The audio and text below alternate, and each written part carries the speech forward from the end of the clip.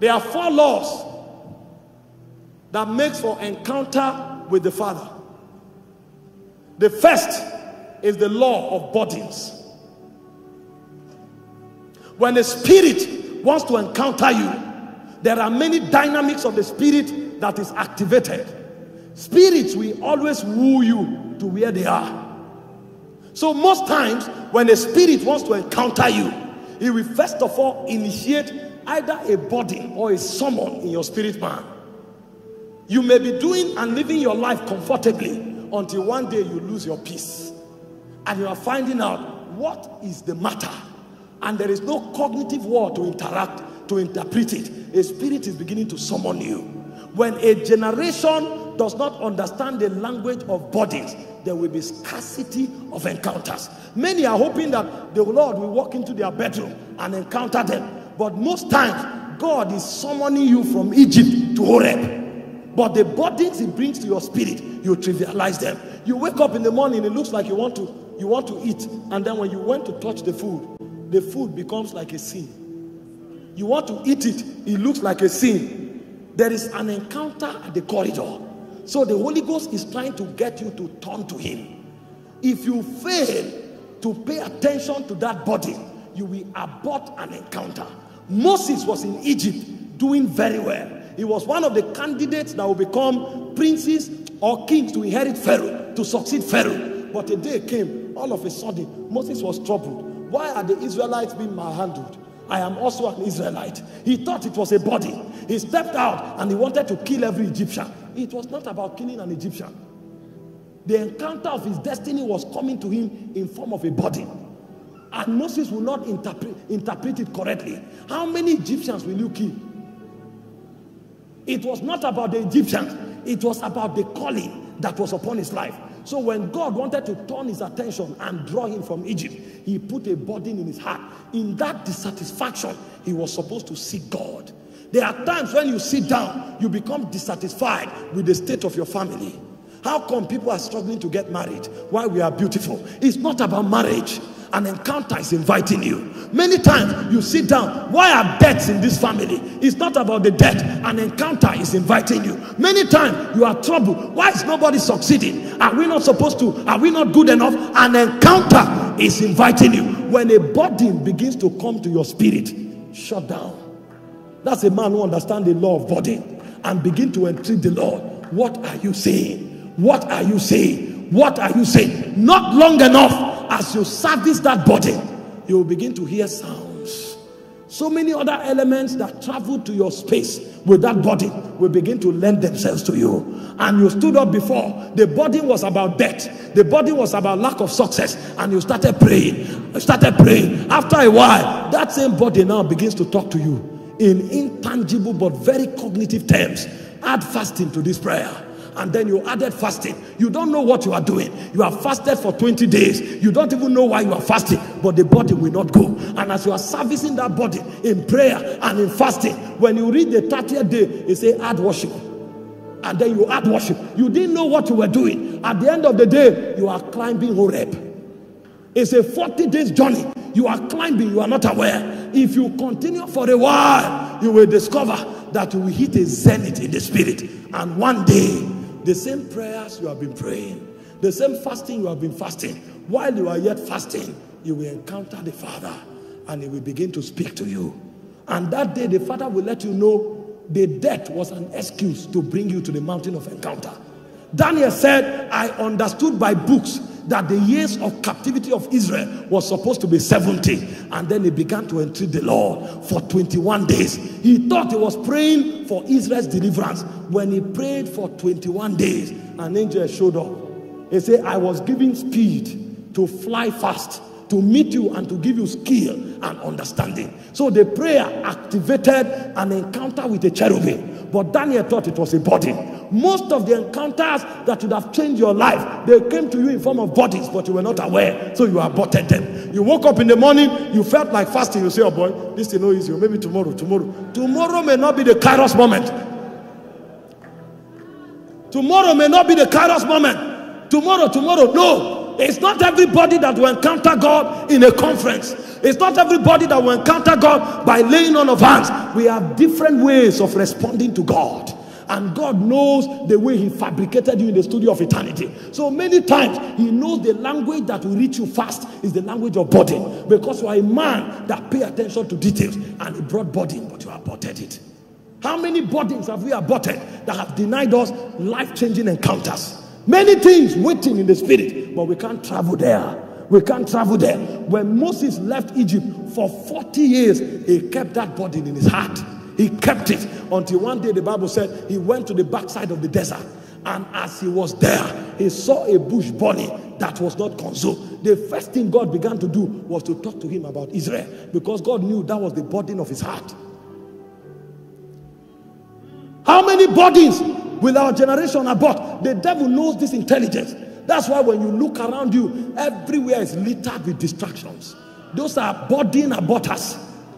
You had a burden, and all of a sudden you step into the parlor and they are watching a seasonal movie, and then you sit down and say, after a while you say, wait, you now sit. After a while you now bring your pillow and lie down. You didn't know that that was a clinical abortion taking place. When you finish watching that seasonal movie, you will stand up, and the burden you carried from the bedroom, you can't find it anymore. You will go back to your religious prayer. Shabba, shabba, shabba, shabba. You will do shabba, shabba, shabba for another 3 years because you lost a kairos moment.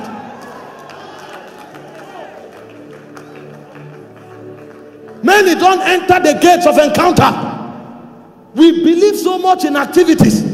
Powerful men are not just given to activities. They are given to moments. Did you not see the man that was at the pool of Bethesda for 38 years?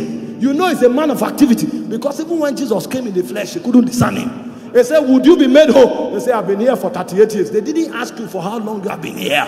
Activities have distracted you. Would you be made whole? I've been here for 30. Who asked you how long you have been here? That's why every time the water is stirred, that's when he's distracted. And that you are there for 40 years will not create any change. There are locations of the spirit realm ready. When your kairos moment come, will you know? Jesus said in Luke 19:44, he said there will be gnashing of teeth. He said the city will be besieged on every side. He said many will weep. Why? Because they know not the times of their visitation. When men are preparing for war, that's when some go to have pleasure. And he said, woe unto you if your prince is a child and eat for pleasure and not for strength. It's not every night that men should sleep. There are certain nights that a burden comes upon you. If you need to put your leg in water to pray till morning, put your leg in water. By all means, have that encounter. Every time there is an alteration in spiritual frequency, make sure you isolate the counsel of God that came with it. That's what will make your life relevant. You can be promoted in the spirit 7 times in 1 year if you can maximize it. That's why you look at certain men, you say, why is God favoring this person? God is not a respecter of person. The man just knows how to maximize spiritual moments. If God favors men, he would have been biased, but God is not biased. The man has 7 encounters in 1 year. He entered all of them. You have 13 encounters. You entered 1. How do you think you can be the same with that man? You may disciple him in Bible school. He can become your pastor.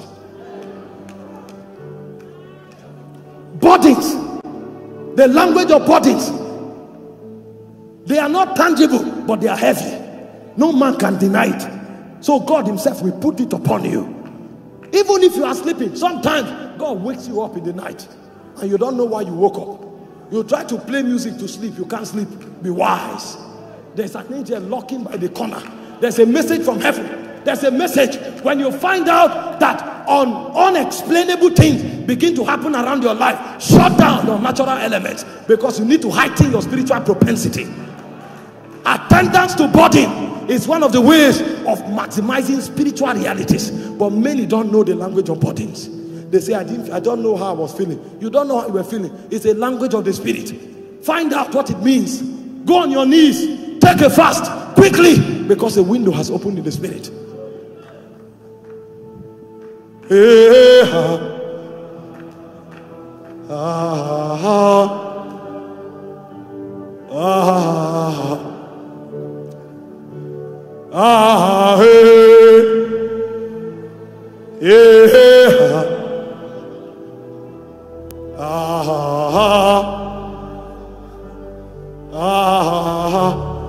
Sometimes the difference between life and death is a whisper.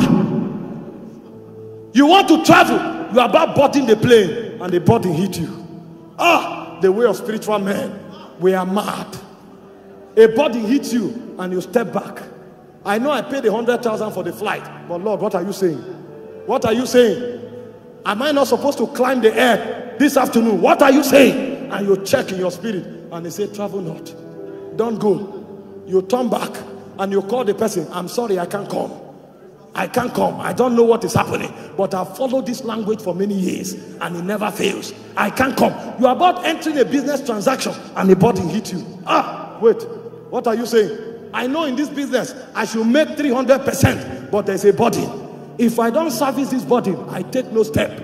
Because I know the difference between life and death is my ability to interpret this body. If I can interpret this body, it doesn't matter how far my mates have gone. There is a technology in the spirit called the hand of God. When Elijah sends body, he knelt down there, and when the body was met, it said the hand of God came upon Elijah. He outran the chariots of Ahab, even unto Jezreel. It doesn't matter who took off first.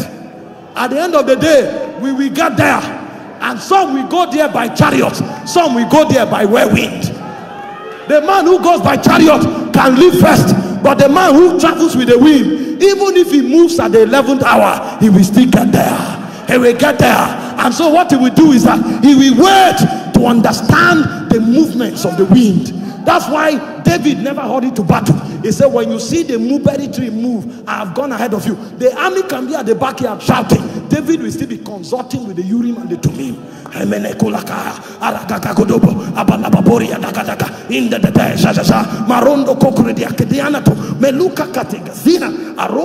They say you are late, give me time.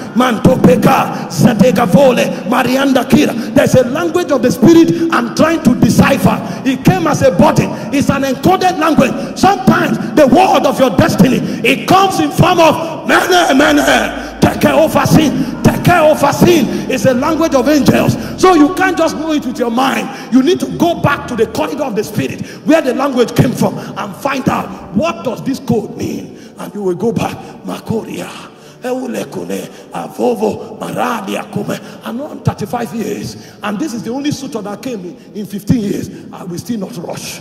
If I sense a body, I will interpret it, because it's not who married first that makes impact. It's who marries according to the will of God.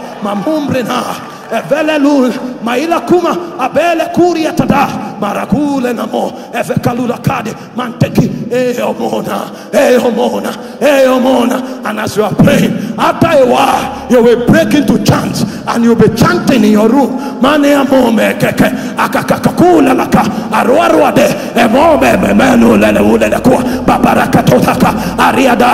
sometimes while you are yet praying, you find yourself running. That running that you are running is not physical running. You are covering mileage in the spirit. You are covering dimensions in the spirit. And you will wake up all of a sudden.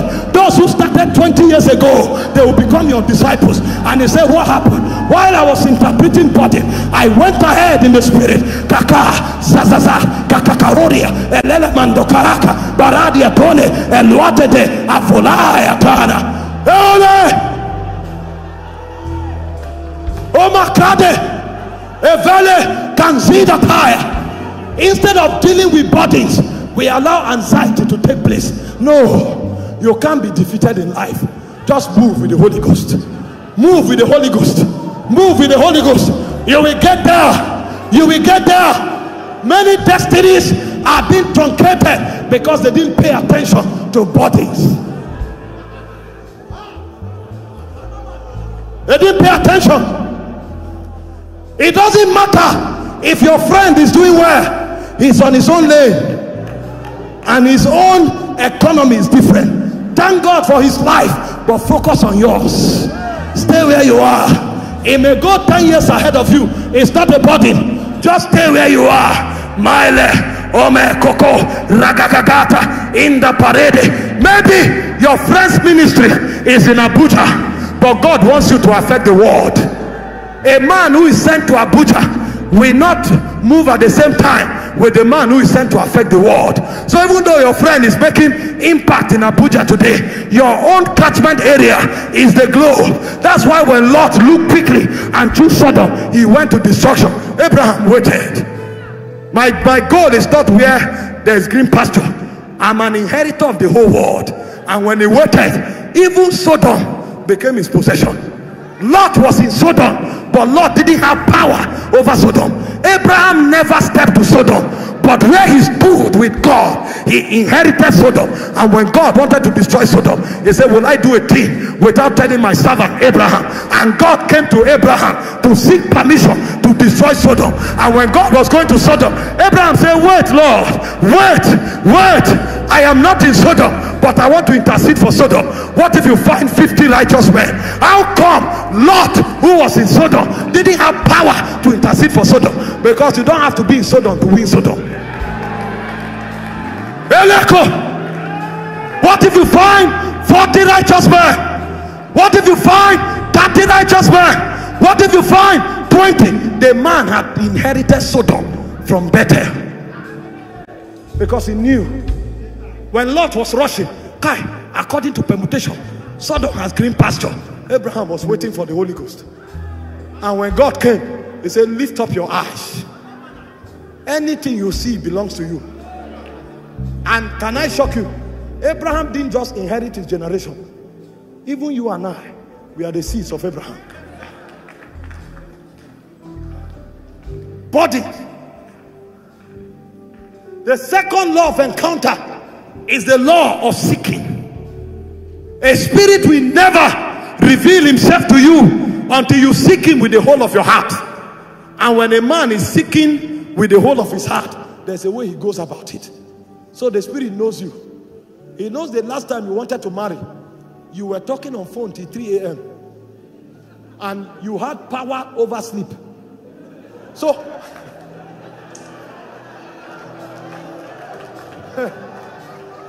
3 a.m. you are still agile. And the lady say, I want to sleep, I'm tired. You say, okay, in the next 5 minutes. 5 minutes will always be 50 minutes. 50 minutes will be 3 hours. Now you want to see God. You say, Lord, I seek you with all my heart. 10 minutes you sleep. You are joking. When you were looking for a contract, you could sit down with all the files and you followed till 4 a.m. in the morning looking for God. The spirit know how you seek things with all your heart. So when you come to seeking, the same tenacity and focus with which you used to seek that lady, with which you used to seek that contract, until you hit that quota in the spirit, you will not get that spirit's attention. That's why I said you will seek me and you will find me. When you seek me with the whole of your heart, I know how you seek things with the whole of your heart. When you wanted to impress that man, if he says he's coming by 2 p.m., you start preparing from 8 a.m. You go and cut your nails, you do all the eyelashes, you put your foundation, you buy a new gown, you iron it, and then God tells you there's a meeting by 6, and you wait until 5:40. You now start running. Where's my clothes? Where's my... You don't know what you're doing.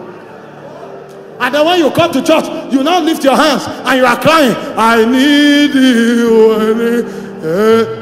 When he looks at you, he will be laughing. When the man said he was coming, you prepared for 8 hours. Now you want to come for service, you use 5 minutes and you run into service. You say, Jesus, you know I love you. When you finish that biochemical reaction, clean your face and seek God.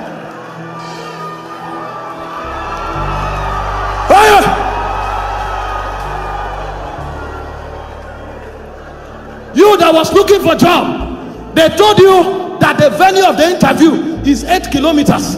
You were there by 5:40 a.m. You traveled for 8 kilometers. You came before they opened the office. Now you say you are seeking God, and service will go for 1 hour before you stroll in and say, Kai, Abuja, I don't understand this city. I don't understand this city. But the city could not tell you when you were looking for a job. Now that you are seeking God, the city can tell you. When you become serious, you will find him.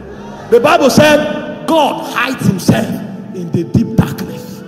In Exodus chapter 20 verse 21, it said Moses stepped into the deep darkness where God was. There are men that have sought him in the sun and in the rain. They have sought him in the light and in the dark. So God can't hide himself from them anymore. When God finds such a man, he will invest himself to him as a token. That's why he told Abraham, I am your shield and your exceeding great reward. There is a level you must find God to, as a testimony that is your greatest motivation. It's your greatest desire. You must find God, and your quest for him must surpass every other.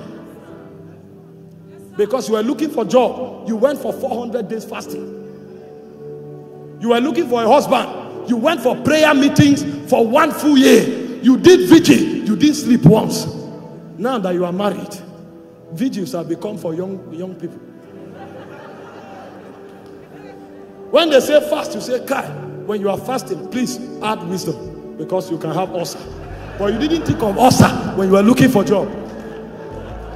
We deceive ourselves, and we don't know that God is an immortal spirit. He knows your intention, he knows your thoughts, he knows your propensities, and when you channel them towards him, he knows.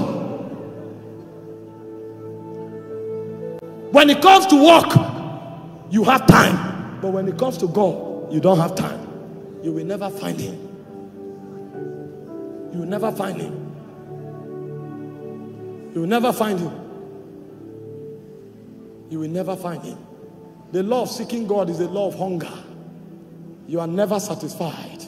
I want more. I want more. You just come from a miracle service. Everybody is talking about the miracles. You go back home, Lord, have mercy. Have mercy. Have mercy. You are never satisfied. As touching the receipt of God, you are never satisfied. You will chase him and keep seeking him until the day you leave this world. That's a man who is ready for encounter. And I tell you, when you manage these things well, a point will come, you will begin to live in the realm of encounters. Because Jesus, I told them in the morning, he wasn't having encounters anymore. He said, the Son of Man, which is in heaven, he lives there. He lives there. We want to change our world. It's no joke. The things happening in this country, it's not just because men are wicked. Men have encountered wicked spirits, strange demons. You see pregnant women being butchered. You think it's wickedness?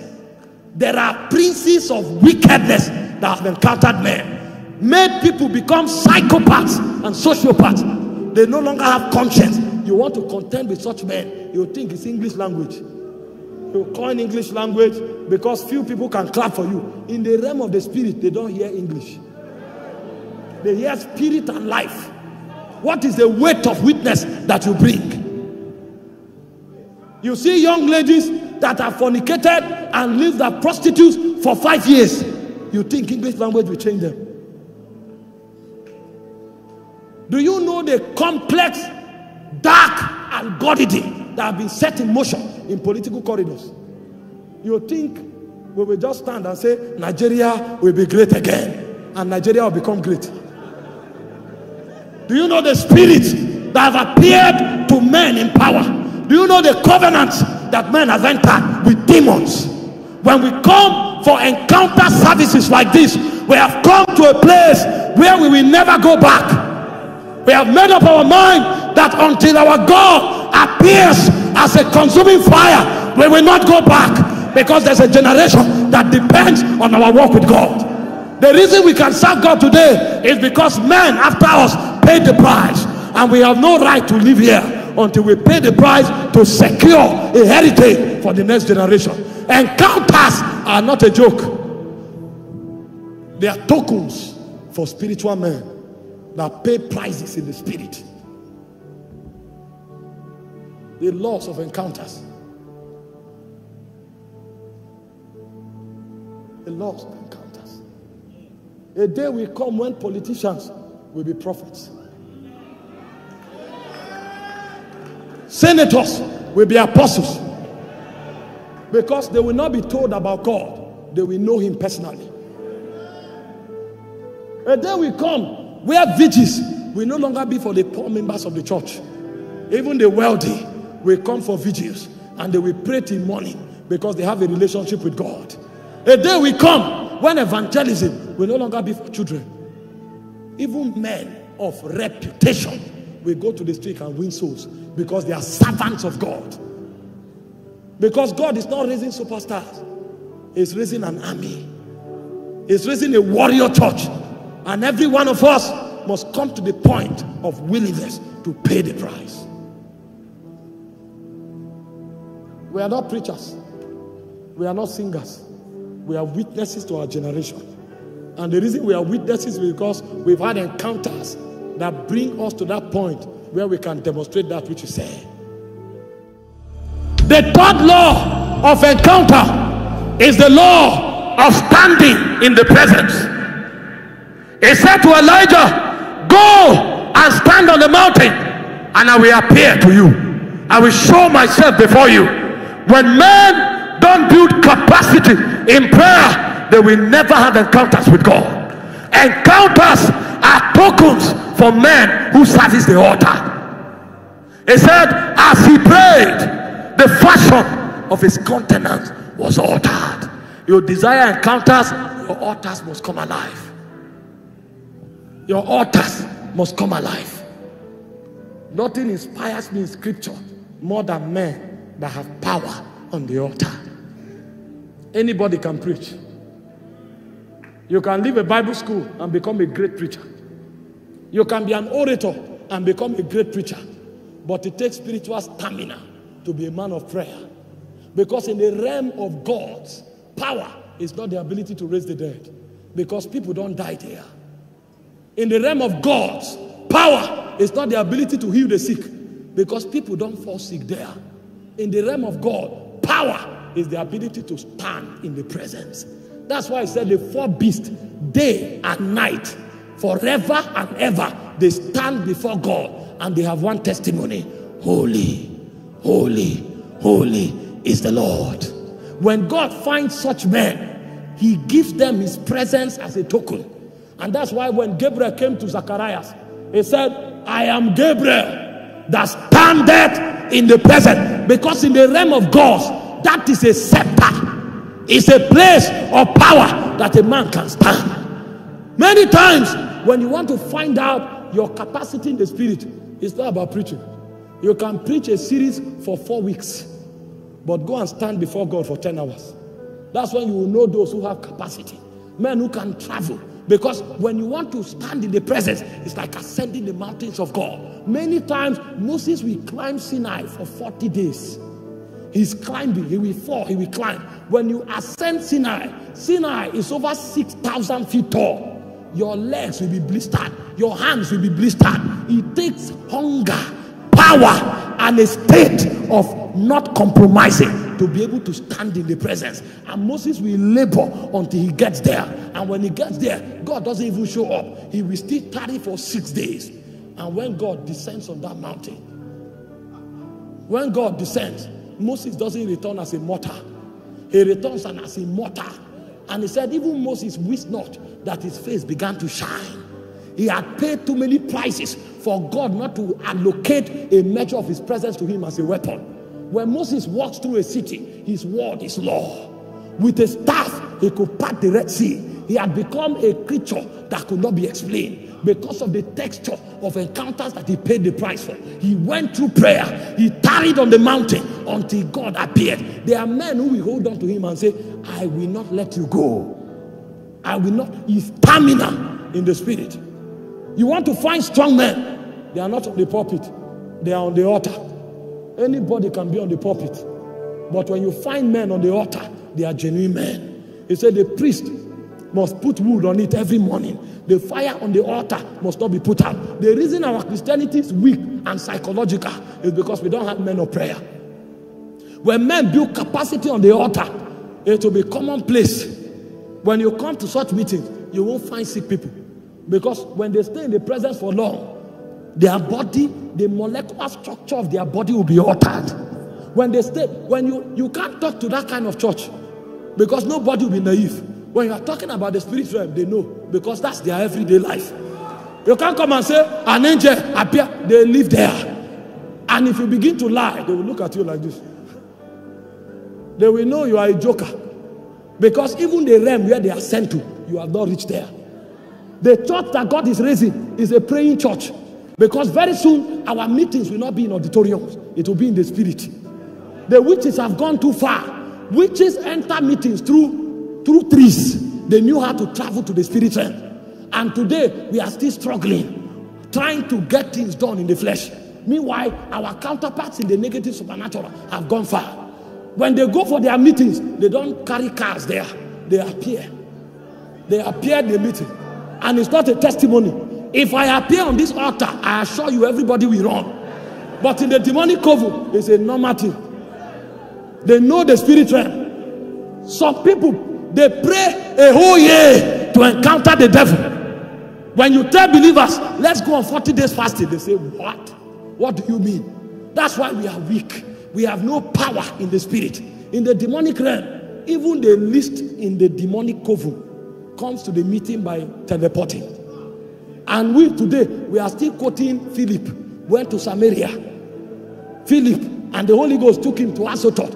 Because of where we are in spiritual economy, we have not graduated because we don't have men to pay the price. We don't have men. You say you are a young man and you have no power in the spirit. What is your strength for? He said, I write unto you, young men, because you are strong. The word of the Lord abides in you. You have overcome the evil one. Today, young men are still looking for direction. How can you be looking for direction? Your prime. This is your prime. How can you be seeking direction? You should have ascended the mountain and you know your future. That no false prophet can come to deceive you. When they talk to you, look at them and say, sir, I know where I'm going. I wasn't told by a man. I saw it in the mountain. I can tell you where I will be in the next 30 years. I saw it. That's the beauty of young men. They know where to deploy their strength. And when a young man comes out, the glory of a young man is the glory of the spirit that he carries. The power that he mirrors. When you want to find young men, you should find them on the altar. That's when there is a hope for a generation. Not young men that talk and bark different kinds of haircut and they have followers on Facebook. We need men that can change things on the altar. Then you know that a generation has hope. When young men gather, it's not gossip. Unfortunately, our generation today, when young men gather, they are either talking football or they are gossiping. And they can talk about Chelsea and Man United for 10 hours. That's why we are oblivion in the spirit. We are oblivious of spiritual things. It's a shame that you find 1,000 Christians and you can't find 20 of them that can walk in the spirit comfortably. It means our Christianity have not begun to touch matters of eternity. Our pursuits are wrong and our motivations are not serviced. In the day of the power of God, men will walk in the realm of encounters because prayer will become the breath that they breathe. That's why even in the soccer way, Jeremiah was prophesying. He no longer live by bread. There is another economy that powers him. There's another economy. The fourth law of encounter is the law of service. Samuel remained in the temple and God appeared to him. We don't want to serve in our generation. We want to appear on billboards and put our hands like this.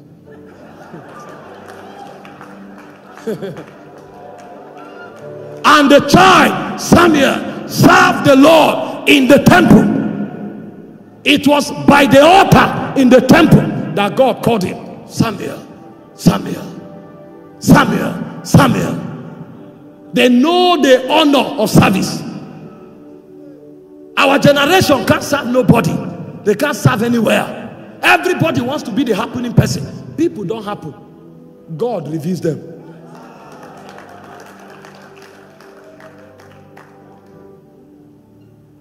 Forget this idea of seeing a man and running to remove his body and hold it like this. You have the Bible in your hand. You have a house and you have not held it. It's a man's body you came to remove. I've been touched.